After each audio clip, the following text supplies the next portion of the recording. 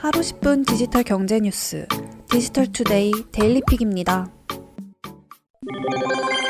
카카오뱅크가 8월 5일 유가 증권시장에 상장합니다. 회사는 자사 가치를 최대 18조 원으로 평가했습니다. 카카오뱅크는 28일 이사회에서 일반 공모 증자 방식의 유상증자를 결정했다고 공시했습니다. 공모하는 주식은 신주 6,545만 주로 상장 후 주식은 4억 7,510만 237주가 됩니다. 공모가 희망 범위는 최저 3만 3천원에서 최고 3만 9천원으로 결정됐습니다. 주당 액면가는 5천원입니다. 희망 공모가 기준 카카오뱅크의 예상 시가총액은 15조 6,783억 원에서 최대 18조 5,289억 원입니다. 카카오뱅크는 내달 26일과 27일 이틀간 일반 공모주 청약을 받고 오는 8월 5일 신주를 상장할 예정입니다. 대표 주관사는 KB증권과 크레디트 스위스입니다. 더불어 카카오페이도 유가증권시장 상장 예비심사를 통과했습니다. 카카오페이는 오는 7월 증권신고서를 제출하고 본격 기업 공개 절차에 착수한다는 계획입니다. 카카오페이는 2017년 4월 설립된 결제 및 금융서비스 회사입니다. 최대 주주는 카카오페이의 지분 55%를 보유한 카카오입니다.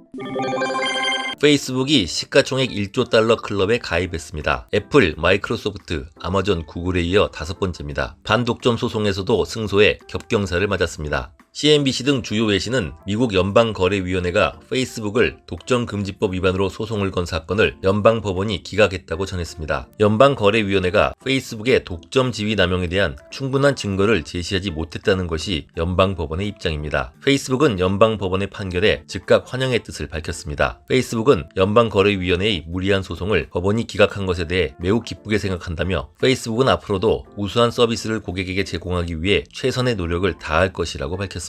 연방법원의 소송 기각 판결 소식이 알려지자 나스닥 시장에서 페이스북의 주가는 하루 전보다 4.18% 급등한 355.64달러에 마감했습니다. 시가총액은 1조 달러를 넘어선 1조 80억 달러를 기록했습니다. 지난 2012년 5월 시장에 상장된 페이스북은 9년 만에 애플, 마이크로소프트, 구글, 아마존 등 빅테크 기업과 어깨를 나란히 하는 대형 IT 기업으로 성장했습니다. 애플이 개발 중인 차기 스마트워치 애플워치 시리즈 7이 대폭 향상된 배터리 성능을 갖출 전망입니다. 애플 전문 매체인 맥루머스닷컴은 애플이 현재 개발 중인 애플워치 시리즈 7의 배터리 운용 능력을 대폭 개선해 수일가량 지속할 수 있는 성능을 제공할 예정이라고 전했습니다. 오는 9월 아이폰 13 시리즈와 함께 발표될 것으로 보이는 애플워치 시리즈 7은 외부 디자인은 애플워치 스타일을 어느 정도 유지하지만 내부 구조를 완전히 재설계하고 프로세서와 디스플레이, 배터리 등 새로운 첨단 부품을 적용할 것으로 알려졌습니다. 특히 광학식 체온 센서 탑재가 유력합니다. 혈당 모니터링 기능도 연구 중이지만 기술적 완성도를 고려할 때 올해 출시할 시리즈 7의 혈당 센서를 적용하긴 어려울 것으로 보입니다. 무엇보다 애플워치 시리즈 7은 배터리 성능 개선에 초점을 뒀습니다. 배터리 용량을 10% 내외로 증가시킨 것은 물론 저전력 센서, 배터리 관리 시스템 개선으로 배터리 수명을 크게 늘릴 예정입니다. 배터리 성능 개선 외에도 애플워치 시리즈 7은 더 빠른 무선 네트워크 연결, 업그레이드형 UI, UWB 칩 탑재, 더 얇은 디스플레이 베젤, 두께 등 디자인 개선이 이루어질 것으로 기대됩니다. 일본 소프트뱅크가 지난 2014년 출시한 휴머노이드 로봇 페퍼의 생산과 판매를 중단한다고 밝혔습니다. 소프트뱅크는 글로벌 로봇 부문을 축소하면서 페퍼 로봇 사업을 철수하기로 방침을 굳혔습니다. 로봇 생산은 코로나19 사태가 확산하던 지난해 이미 중단했고 이제 공식 판매와 대여 사업도 중단하기로 결정한 것입니다. IBM 왓슨 기반의 인공지능 로봇인 페퍼는 사람의 행동과 말, 감정을 인식하여 응대하는 기능으로 출시 당시 큰 주목을 받았습니다. 일본과 프랑스에서 호텔, 행사장, 쇼핑몰, 식당 등 주로 고객 응대 목적으로 사용됐습니다. 국내에서도 LG U+를 통해 소량 수입된 적이 있습니다. 대당 220만원가량의 비교적 저렴한 가격을 무기로 지금까지 총 27,000대가 생산됐지만 로봇 사업 자체의 수익성이 높지 않고 일본의 해외 시장에서 실적이 좋지 않아 2017년 이후 사업이 정체된 상태였습니다. 소프트뱅크는 로봇 사업 부문의 실적 부진이 계속되자 가족 보행 로봇 기업인 보스턴 다이내믹스를 현대자동차에 매각하는 등 관련 사업을 재편하고 있습니다. 이번 페퍼 생산과 판매 중단도 이러한 배경에 따른 결정입니다. 소프트뱅크는 앞으로 산업과 물류 로봇 관련 부분에만 집중할 계획인 것으로 알려졌습니다.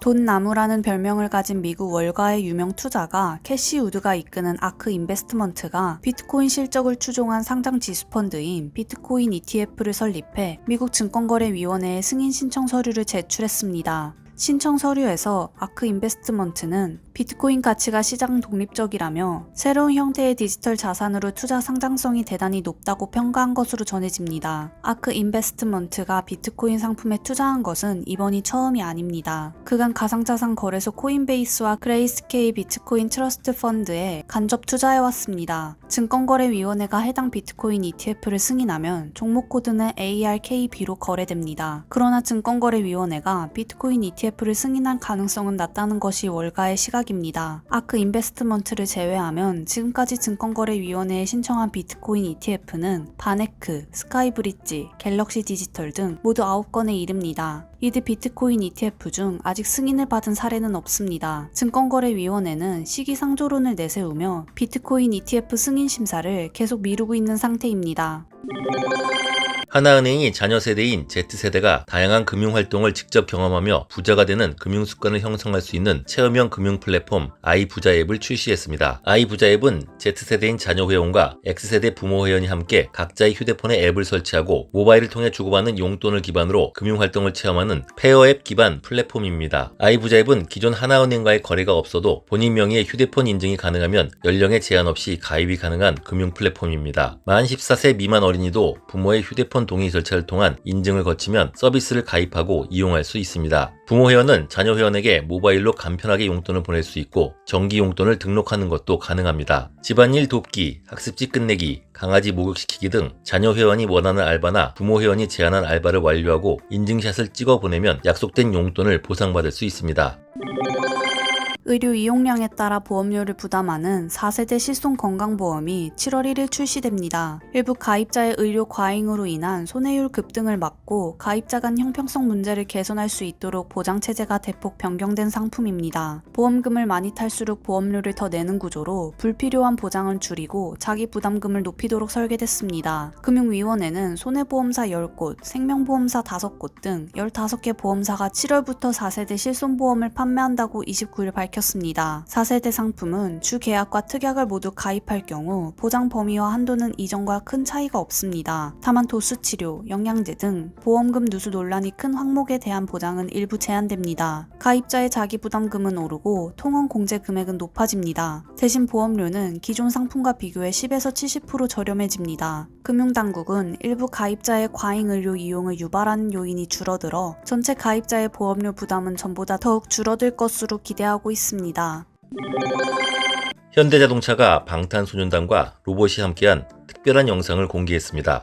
현대자동차의 글로벌 브랜드 홍보대사인 방탄소년단이 보스턴 다이내믹스의 스팟 그리고 아틀라스 로봇과 함께 아이오닉 브랜드 음원에 맞춰 춤추는 영상 웰컴 투 더 패밀리 위드 BTS를 29일 공개했습니다. 현대자동차는 이번 영상을 통해 방탄소년단 안무를 로봇춤으로 적용한 보스턴 다이내믹스의 기술력을 보여줍니다. 또한 방탄소년단과 로봇의 만남을 통해 다소 낯설 수 있는 로보틱스를 MZ세대에게 친근하게 표현한 것이 특징입니다. 이번에 공개된 영상은 현대차 그룹이 보스턴 다이내믹스의 인수를 완료한 기념으로 제작됐습니다. 현대차 그룹은 지난해 9월 생산 라인에서 위쪽을 보고 장시간 일하는 상향 작업 근로자를 보조하는 웨어러블 로봇 벡스를 선보였습니다. 또 전기차 충전 로봇, 로보틱 퍼스널 모빌리티 등 다양한 로봇 분야에서 개발을 진행하는 등 로보틱스 신사업 분야 개척에 적극적으로 나서고 있습니다. 행복한 하루 디지털투데이였습니다.